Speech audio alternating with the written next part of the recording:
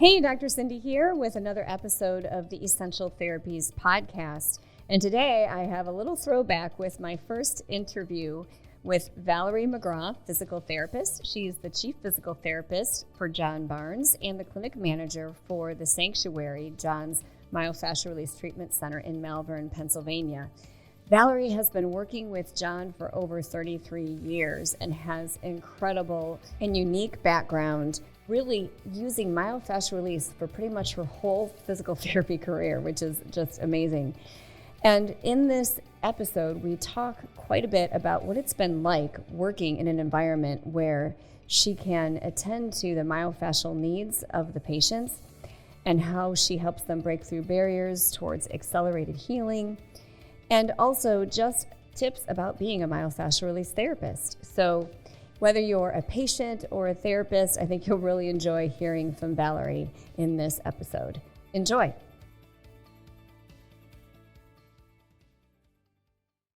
Dr. Cindy Hodgson here, physical therapist, exercise physiologist, and myofascial release specialist. And I am here with Chloe. She wants to really steal the show. Chloe, but mainly with Valerie McGraw, who is the chief physical therapist and clinic manager for John F. Barnes Myofascial Release Treatment Center, also known as the Sanctuary in Malvern, Pennsylvania.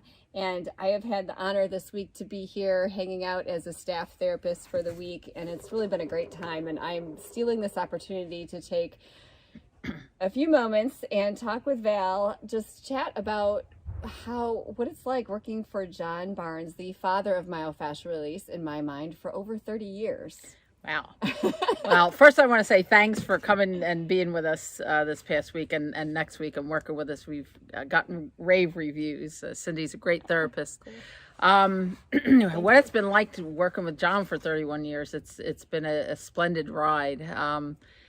I don't think I knew what I was getting into back when I first started. When I first met John, actually when I first heard about myofascial release, the path that it would lead me down. And life events just kept unfolding, leading me in that direction. And one of my professors had started taking, or took his seminars and introduced us in PT school. And I met John up in Sugarbush, Vermont at a seminar series. And I was so impressed with what he was teaching. It was so different than anything that we had learned in school, and it really made a lot of sense. And so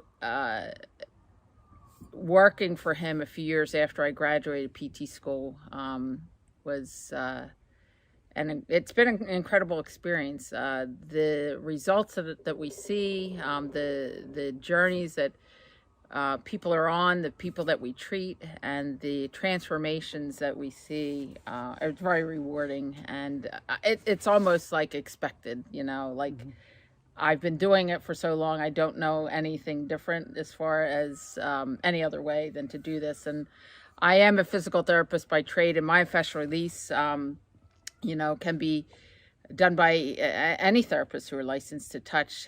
So I really identify more with my roots in myofascial release than I do as a physical therapist, but that is my background. But I just feel it's not only been a tremendous experience professionally, but personally, and I can't imagine my life without incorporating these principles that we try to instill in our patients. I can't imagine my life not having had this as part of it. It's guided me and helped me through many situations and helped me grow as a human being. So I feel like myofascial release is over the years, and as I look back and what the transformations that we see in our patients, the work that we do, I feel like this work is, to me, one of the purest expressions of love for humanity. And I feel that John has been an example of that in watching how he's worked with patients over the years and through seminars, and I just see that as as an expression of love. And that's what I believe we're here for, is to love one another. So I feel grateful to have this be part of my daily experience in living on this planet. So so for 31 years, I feel like I feel like this is a vocation for me, like it's a calling in life, and I can't imagine anything else. I mean, it's very rewarding and gratifying. So, well, I completely agree with all of those sentiments about it being just part of our lives. And I was introduced to myofascial release just briefly in PT school, but didn't get to go to a course for a few years. And when I did, what really hit me was hearing John talk about how it all comes back to love, just like what you said. I remember just being blown away, and I'd been doing these techniques that I had learned from someone else, and just the way he put it all together like that, it really did. And I completely agree that it's a way. And I know a lot of myofascial therapists feel the same way. Yeah. And I think when I first learned, because I was in PT school, they taught it as techniques, and I didn't realize back then until I started taking the seminars and actually working with John and doing the work on myself, really how deep this approach goes, and it treats the whole part of our being, not just, we did start with J-stroking and strumming and in PT school. But at least it was an exposure, and that got me to take the seminars. And then I did one of my internships at John's Treatment Center, which was a gift. It was a tremendous experience. Oh, I can imagine. So to me, I don't know any other way than to do it the way John teaches, and I'm very grateful for that. Well, the other really unique thing that you do here is just every week, probably pretty much every week, do you guys have intensives? We do. We accept up to 4 intensive patients per week. It could be lay people who have been struggling with pain of some sort or another, or some kind of dysfunction, difficulty getting around. It could be a therapist who struggling to get through a day at work, or maybe burned out from, just doing too much, or their own injuries and life stressors. But we accept up to 4 people per week for our 2 to 3 week intensive program. And that includes like 15 hours a week of treatment, and for people who are not therapists, they go at least 2 weeks? Yeah, people who are not myofascial release therapists, the full program, the intensive program, is a 2 to 3 week program, and it was designed that way because as you get, it's 15 hours a week, one session after another. We have patients referred to us from all over the country, from excellent therapists like you who are doing myofascial release. And one of the benefits of doing the intensive program, even when they're working with a highly skilled myofascial release therapist, is that when they come to one of our treatment centers, that repetition from Monday through Friday, 15 hours a week, a few hours a day, one session after another, anybody can make it through a session, But then the next therapist comes in, and the next therapist comes in, and your body has no other choice but to let go of the bracing and holding patterns that perpetuate pain and dysfunction, so that we work as a team, and that allows us to have more depth as a program. Something that, say, I might miss, the other therapists pick up on, and vice versa. We're all doing myofascial release, but we all have a little bit different background, and so that allows us to have more input into their system, and greater depth, I think, and the results that people need and deserve. So yeah, it is intensive for a reason. Myofascial release therapists have the option of doing a 1 week program, because they've taken our seminars, and they understand the background and the principles, so they're starting at a higher level. So they have the option of doing a 1 week program, but if they're having serious problems, they will opt to do the full 2 to 3 week program to address their needs. So they have some choices. So I want to bring up again what you mentioned about different therapists and how valuable that is. We were talking even just this week in the clinic how, because we have the students there as well, the skill enhancement where myofascial therapists can come and learn as part. It's considered a seminar, right? A week-long seminar. Yeah. And we were talking about how all therapists have just a different touch, even in a different field. And so there's even among you at the clinic there, between Carol and you, and then people were commenting, the patients were commenting on just how valuable that is. How, as far as your local patients, though, let's talk a little bit about that. As far as different therapists, we talked earlier today. So Val and I were talking about a few things earlier on our 5 mile hike. On our 5 mile hike. So go ahead and tell us. So so the principles that we utilize in our intensive treatment program are the same with our local patients. So our local patients, they'll come a couple times a week. And they'll work with our team again so that we're working. It's a multifaceted approach, and again, it allows us to have more input into their system. So whether they're doing an intensive or a local program, it's the same thing. Obviously, the local program is not going to go as quickly.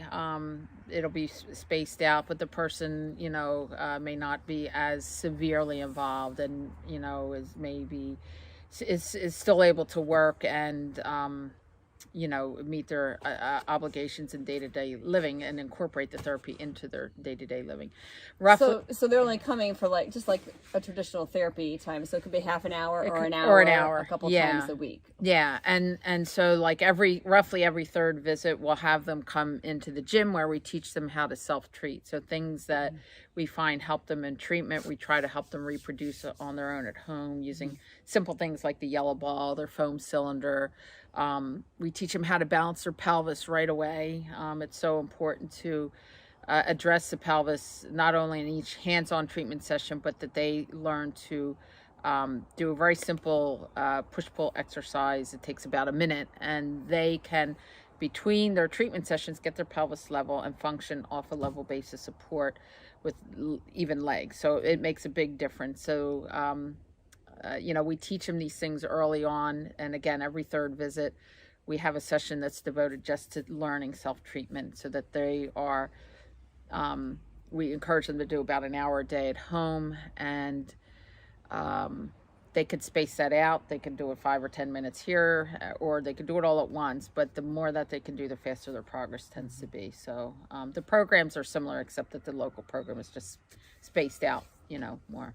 So one of the things that we also talked about was having different therapists. I know I wanted to bring this up because so many people, and even in traditional PT, patients get used to having consistency in their therapist and with that same person all the time. Yeah. I feel like it's a little different with myofascial release, and I know we have some issues or concerns with patients a lot of times. Well, I want to keep seeing this therapist and so on. And I asked you about what your protocol is here and why it's important to have that. Yeah. So if you could talk about that. Yeah. So it is to allow us to have more input. We all have a little bit different style, a little bit different background, but we're all practicing myofascial release. We're following the myofascial principles, engaging at the barrier. We're holding for a sufficient amount of time, incorporating the triad of the myofascial release approach, the structural work, the rebounding, the unwinding. So all of that is incorporated. I think one of the things that happens when somebody says they want to work with one person is it develops a familiarity. It keeps them kind of it keeps them from stepping out of their comfort zone. When you have a different therapist and working as a team, I think people are willing to step out of their comfort zone a little more, and to feel the things that they need to feel, and to let go a little bit more, rather than being like this sense of, well, I have to work with somebody uncomfortable and get used and it's almost a sense of protection, a cocoon that they're building around themselves. So again, we're all doing myofascial release, and all of our therapists, are handpicked by John, and they're working at a very high level. Everybody has a little bit different personality, but we encourage them to work with our team, and it's for their benefit. They get more out of it. And once they do, they understand what we mean, So and you try to get your patients to work with at least two of you. At least, on a regular basis. And some of it may depend on, because people have their work schedules and things like that. They may be able to come in certain times of the day, and one therapist is more available at that time than another. Yeah.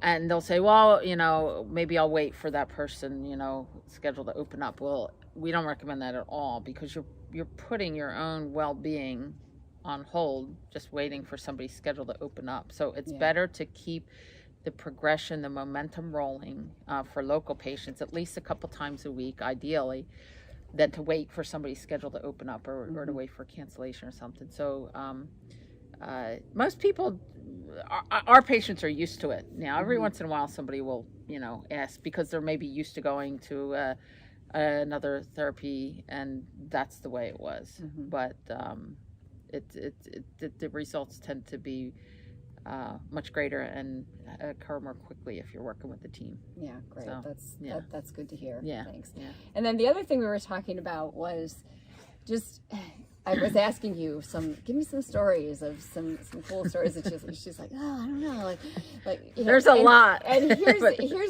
I think I realized too. It kind of hit me. Well, you're so used to this. You're so used to seeing such amazing stories all the time. It's expected. And not to say that in a not a pompous way or anything like that, but I'm so used to that, that's what I know. And so we, each week, there's new group of people that come through, and we kind of throw ourselves into our work in a good way, and we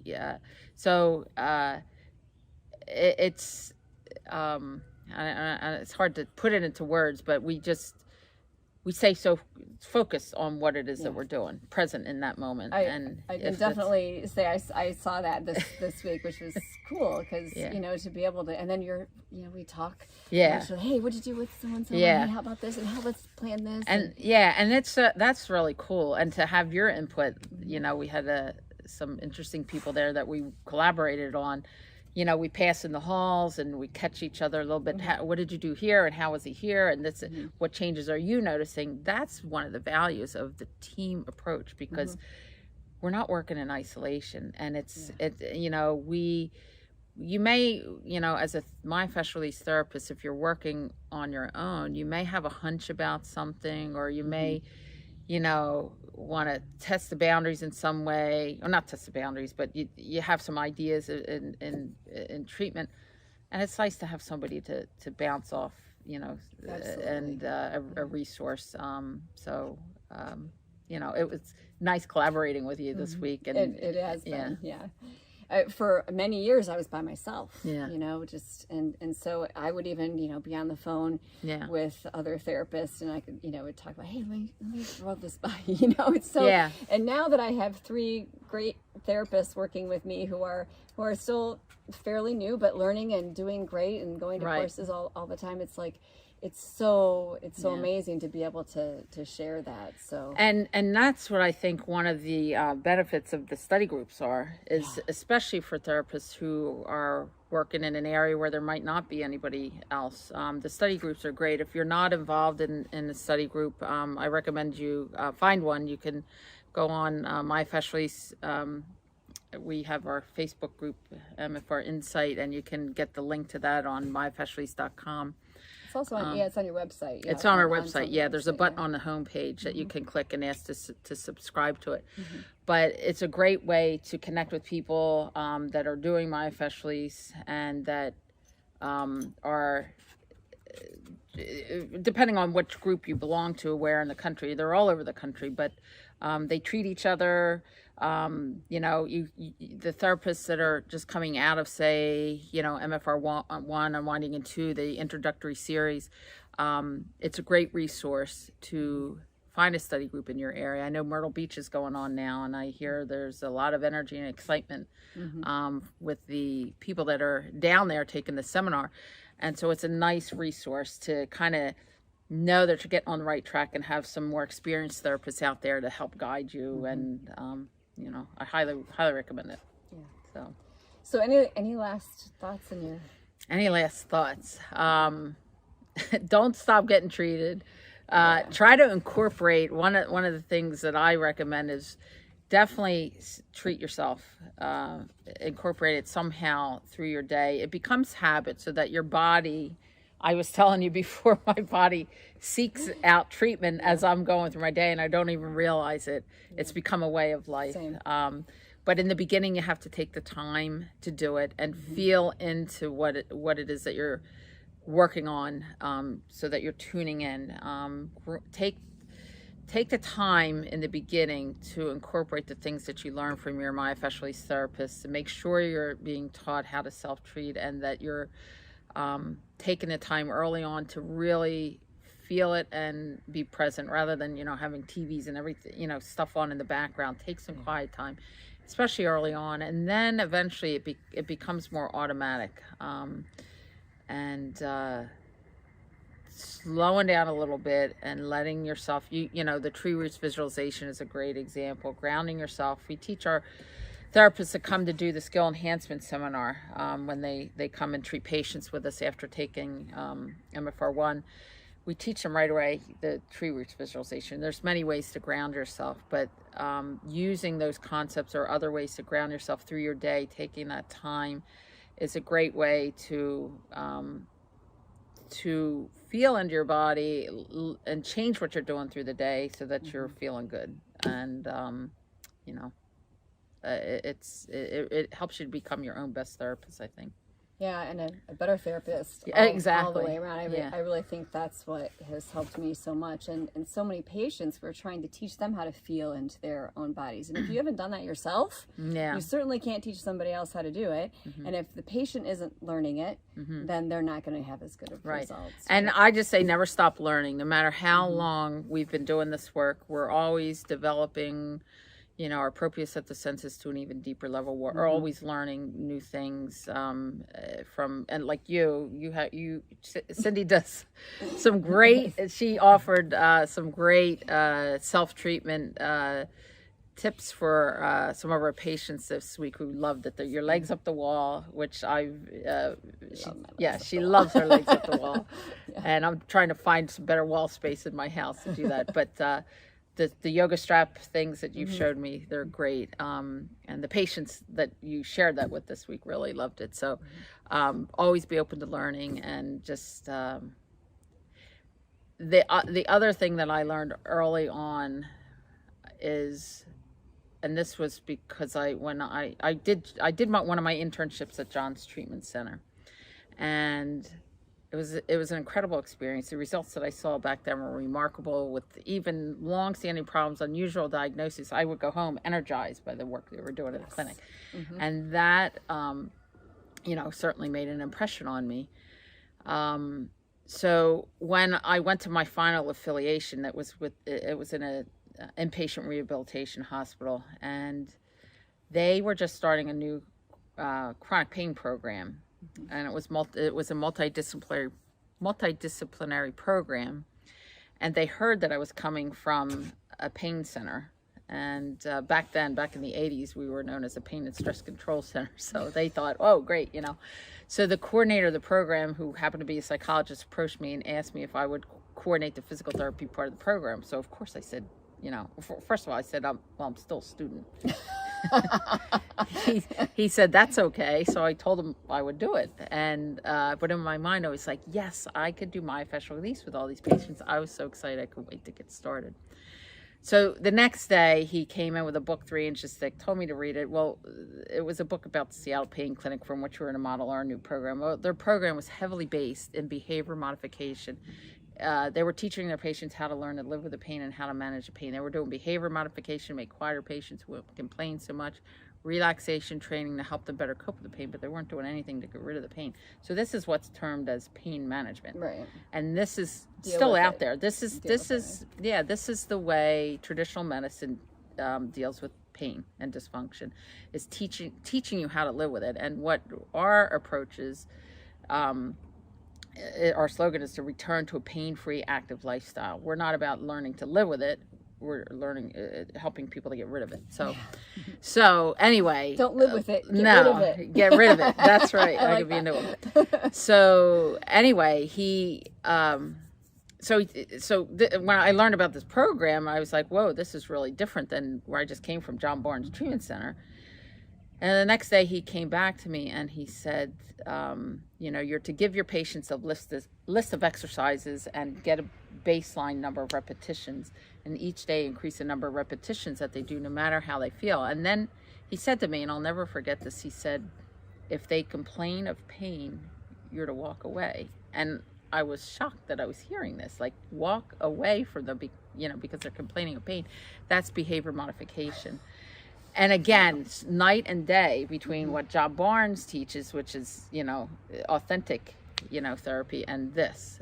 So having come from John Barnes Treatment Center to this, and I was only 22, so I wasn't thinking of consequences. I did their exercises, had them do their exercises out in the gym, and then I would take my patient to the head trauma room, which was a padded private treatment room, was tucked away in the back of the apartment, had a solid oak door 2 inches thick, it was totally soundproof. So there, behind closed doors, I would do myofascial release with my patients, and they loved it. They really appreciated what I was doing, until one day this woman had such a dramatic response. She had unwound and very profound releases, and she was energized by the experience, and went flying down to her next appointment, which happened to be the psychologist who was the coordinator of the program, who immediately came flying into the gym demanding to know what I had done to produce such a dramatic response. He was upset because he said that she let go of too much. She had let go of some emotion from a trauma many, many years prior.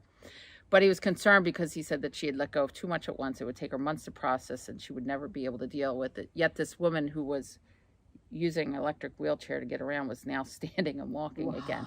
So the thing is, the things that we hold on to in life, those, these protective bracing responses, this fight, flight, or freeze that gets us through that trauma, that initial trauma, is meant to last for a couple of hours or a couple of weeks or something like that, not a couple decades, and so that weighs us down. That's what solidifies the ground substance and tightens us down. We curl into ourselves. It pulls us down at 2,000 pounds per square inch. So it's opening the system up, through myofascial release. And in this woman, in this case, she let go of a lot of emotion that was stuck in her system, and it was very freeing for her, and she was totally energized afterwards. But so I guess the moral of that story, if I can impart any words of wisdom, and this is something I learned early on and from John, is do what you know is right, and what's right by your patient or client is to do what is in their best interest. I think a lot of times if you're working with insurance companies, you get caught up in what's in the best interest of the insurance companies, who are breathing down therapists' back and dictating the care and how long you can see somebody and exactly what they're going to do.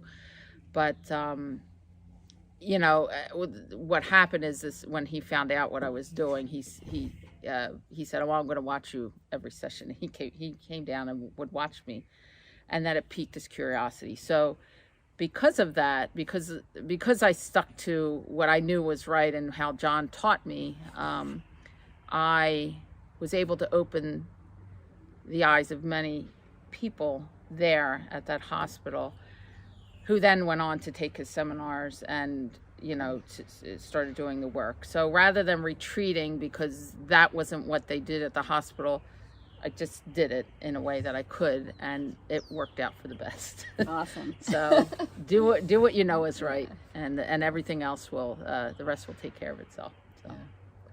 Well, I'm so excited to be here for just a little bit longer next week, and thanks so much for sharing some tidbits and thoughts and words of wisdom, and maybe we'll do it again if anybody has any specific questions they want to ask you, or you can remember some amazing stories that we can share. But we can always we'll talk some more. All right. So, thanks so much. Thanks.